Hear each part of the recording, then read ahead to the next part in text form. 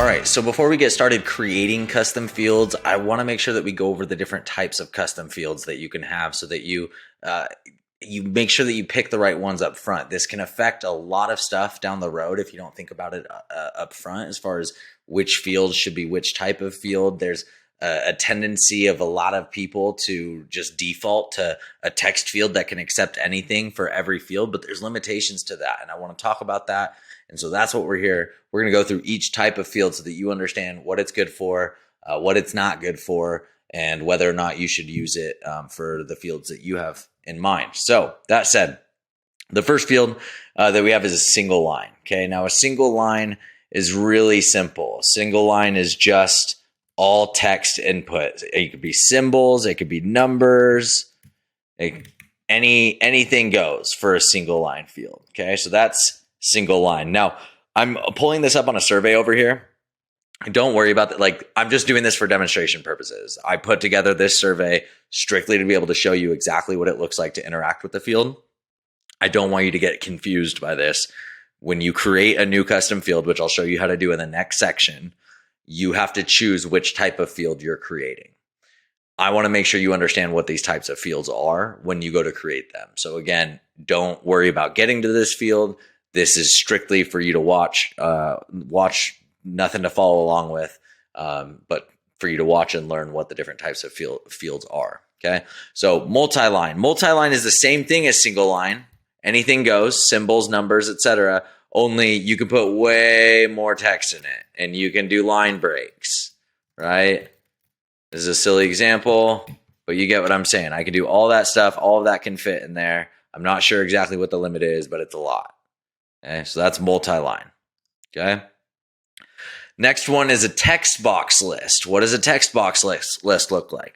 Well, a text box list, you define these labels right here. So this is box 1, box 2. You define what those look like, and then there's an empty field for the person filling out the form to complete. So an example of this would be like, provide your top 3 preferred zip codes in order from favorite to least favorite. Okay, so then the person would be putting in zip code 1, favorite, second. I suppose I would settle for this one, right? I don't know, you probably can think of other cooler examples than that, but that's one example of how you would use the text box list. Okay. Next one is a number. This one's really simple, really straightforward. Why would you want to use a number field and not use a single line field? Not use, single line, which is also, I would refer to as plain text. Why? Why would you want to make sure that you were using a number field for a number? Well, think about like interest rate, for example, right? An interest rate's a number that you would want to track. Okay.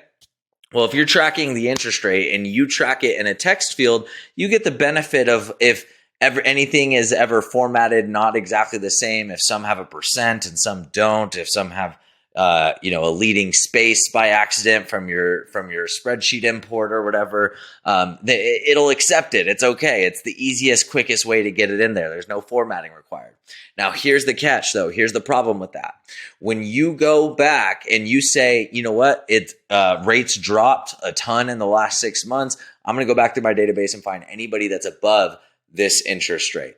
You're not going to be able to do that with a text field. Because that text field can take any input, it's not designed to be able to compare less than or greater than. And this becomes a huge problem if you want to use those fields. This includes like any field like that. Same thing with purchase price or budget, down payment amount, any sort of dollar amount or number.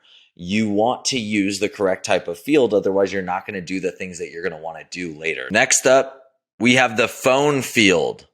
Okay, right? Phone field. Yep. The phone field is going to limit the submissions to be submissions that are formatted like a real phone number. So if I try and go like this, it's going to tell me invalid phone number, right? If I try and go like this, even with the right number of digits, it's going to tell me invalid phone number. Why? Because it knows 555 is not an area code. But if I go like this, so it should, obviously there's some things out there that will actually verify the phone number. This is not going to do that. 555, this is not a real phone number. but it's going to recognize, you know what? Maybe, I wonder if it will stop. Yeah, so it'll still stop me. Maybe I'm wrong. Maybe 555-5555 is a real phone number. But either way, it's going to do some basic formatting checks. It's going to make sure that the area code's a legit area code, that you're not leading with zeros or ones, which you can't do in a phone number, in a seven-digit phone number. It's going to make sure it's doing that stuff. That's the phone field, okay? Next, we have monetary. Monetary is just like phone number, only it's recognizing it as a dollar amount. To be honest with you, off the top of my head, I don't know exactly where you would come into an issue of using a number in place of a monetary or vice versa. Both of them are going to allow you to have, to do less than or greater than or equal to when it comes to filtering or creating lists, etc. So monetary, I'm typically going to default to what HighLevel's logic is here. If they say, monetary is for money, then I'm going to put money there. I've never seen a limitation either way. But that's, again, really self-explanatory. So you're going to use this for budgets, down payment amounts and purchase price and anything to do with the dollar amount. All right, next up, we have a single drop down, a single option drop down. So this is just a simple pick list, and I can pick one of these options, and that's it. Okay. Next one is a drop down multiple. Now remember, as you're watching this, if you've never used a form builder before, I'm skipping over this because we're going to do this in the next section. But all of these options represent one that, like a field type for a field that you would create. So be thinking about what you could potentially be using these different field types for, so that we can use that information, that like pre-thinking, that head start. We can use that in the next section when we actually create the custom fields. Okay. All right, next one is drop down multiple. Very self-explanatory. It is the same field essentially as this single drop down, only I can pick multiple options. Okay, so I can pick as many options as I want in this. That is your multiple drop down. Okay. Next one is radio. This one's very similar.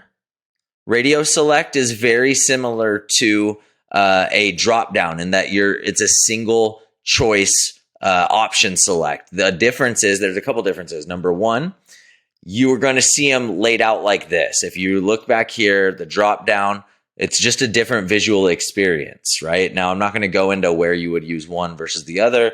First off, it's subjective opinion. But second, it's just not as important as just understanding that you do have these two available to you.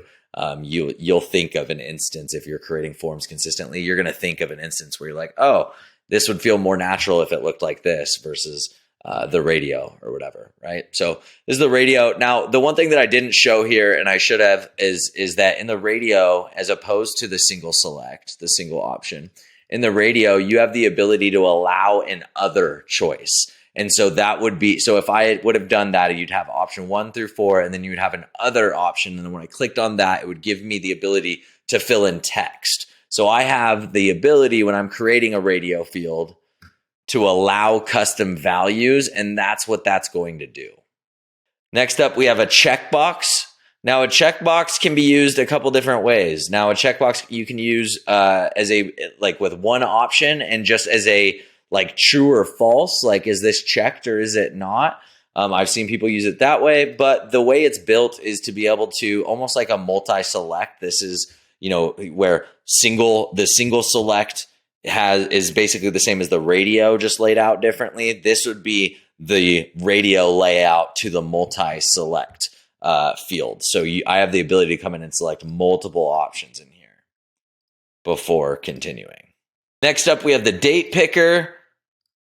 Another self-explanatory one, really cool interface where it's 4 dates, obviously, but it makes it easy to input dates when you have this picker right here that allows you to go to any day you want, or any year you want, any month, day, and cycle through very easily.